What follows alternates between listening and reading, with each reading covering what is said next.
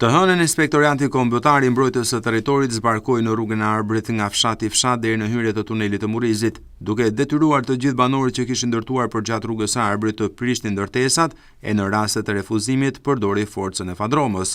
Gjatë këtij aksioni, KMT shembi 7 objekte, të cilat shumica ishin me konstrukt druri e kontejner dhe vetëm një objekt ishte me beton e hekur.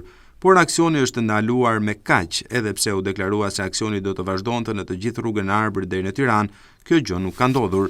Në anën e Tiranës të rrugës së Arbërit në fshatin Bastar, objekte si ato që u prishën nga KMT në Zibër ditën e hënë vazhdojnë të ushtrojnë aktivitetin. Madje disa prej tyre janë vetëm 100 metra në dalje të tunelit të Murrizit.